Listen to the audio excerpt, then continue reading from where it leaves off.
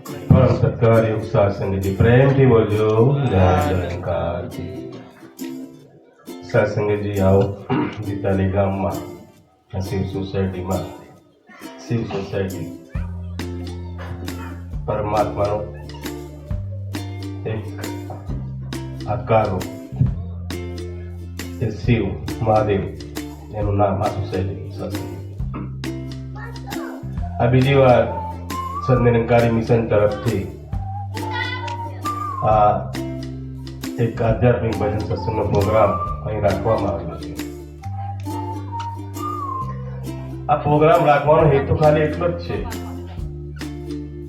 કે આ બધા જે બેઠા ને, જે દૂર દૂરથી આવેલા છે, જે બેઠા ને એમને કંઈક મળ્યું છે. અને કંઈક એટલે શું?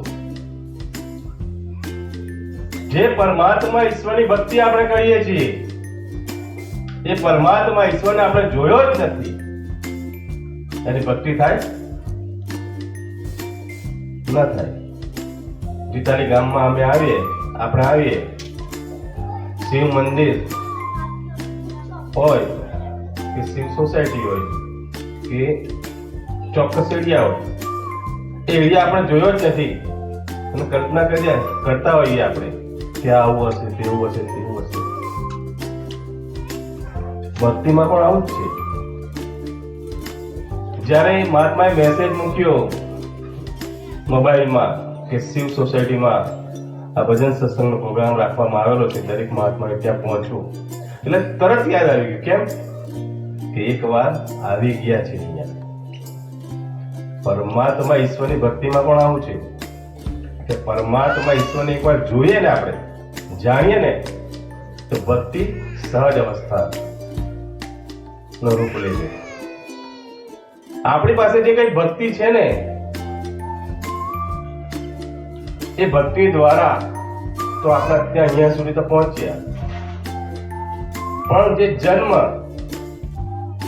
અને મૃત્યુ એ વચ્ચેનો જે સમયગાળો છે આપણો, અને એ વચ્ચેના સમયગાળાનું જે જીવન છે, એ જીવનની સાર્થકતા ક્યારે થાય?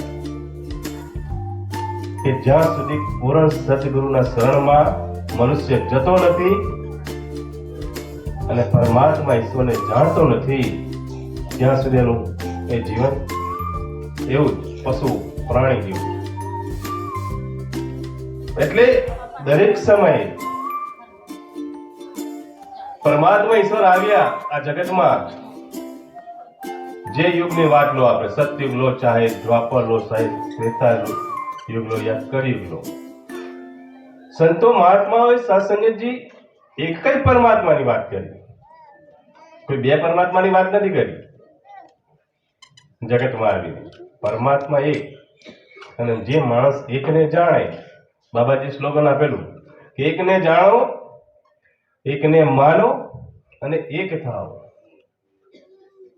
આ સ્લોગનને આધારે તમે અત્યારે અહીંયા જોઈ શકતા હશો, કોઈ ગુજરાતી છે, કોઈ બિહારી છે, કોઈ યુપીના મહાત્મા છે,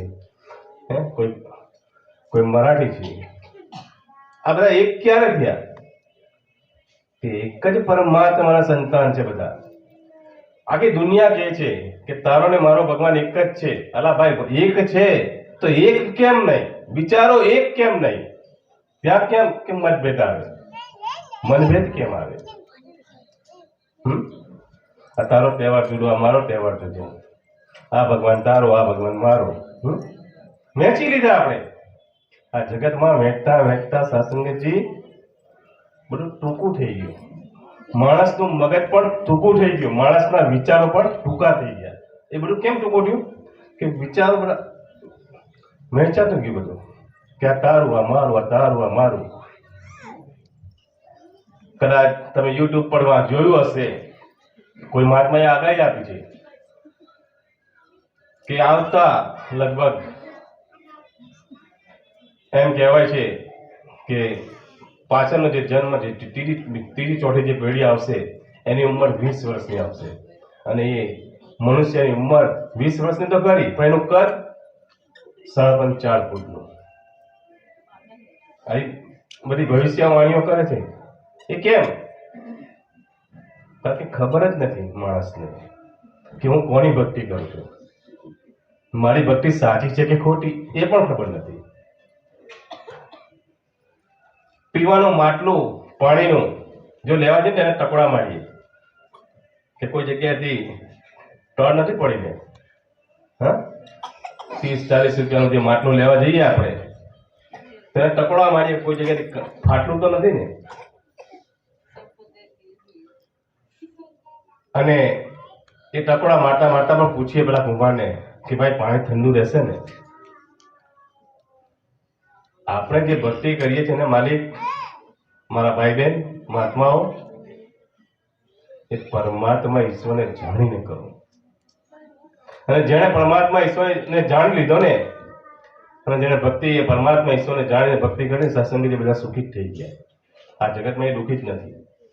દાસને તો એટલે સુધી યાદ છે કે નિરંકારી મિશનમાં આજે જે 5, 15, 25 વર્ષ પહેલા જે આવ્યો હતો અને આજે છે એની અવસ્થા જોઈ એ ભાઈ બહેનની. તે બધું ક્યાં એ સુખ કેવી રીતે મળ્યું? કારણ કે સમજ મળી. મારો માલિક તમારું નથી ખાવાનું બદલતો, નથા તમારું જે પહેરવાળવાનું છે એ નથી બદલતો. તમે જે પહેરો છો, જે જાતિમાં છો એ જાતિ મુબારક છે. તમે જે ખાઓ પીઓ છો એ મુબારક છે. જે પહેરો ઓળો છો એ મુબારક છે. પણ તમારી જાતને ઓળખો કે હું કોણ છું. આ પરમાત્મા સત્સંગી સુખોનો સાગર છે.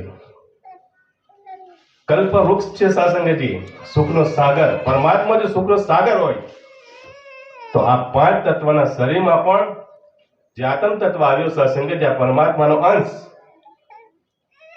એ આ 5 તત્વમાં આવ્યો તો એ પણ સુખી હોવો જોઈએ ને. હોવો જોઈએ કે નહીં? હોવો જોઈએ. પણ ખબર જ નથી માણસને કે આ 5 તત્વના શરીર દેહમાં જે આત્મ તત્વ રૂપે જે અંશ છે એની ખબર જ નથી એ કેવો છે. મહાત્મા બધા જ કહે છે અંગારી કે આ પરમાત્માને જાણો, ભક્તિ કરો, એની જાણીને ભક્તિ કરો. કેમ કહેવામાં આવે? કંઈક ને કંઈક આપણામાં ઘટે છે. અને ઘટ જ્યાં સુધી પૂરી ન થાય ત્યાં સુધી સત્સંગજી આપણું જીવન પણ એવું જ રહે. એટલે આવો સમય રહેતા ચેતન થઈને જેની ભક્તિ કરીએ છીએ, આપણે સ્લોગન પણ આપેલું છે કે જેની ભક્તિ કરીએ છીએ એને જાણો, અને એને જાણીને ભક્તિ કરતા કરતા આપણે આપણું જીવન વ્યતીત કરીએ. એ જ પ્રાર્થના. સત્સંગજી પ્રેમથી બોલજો.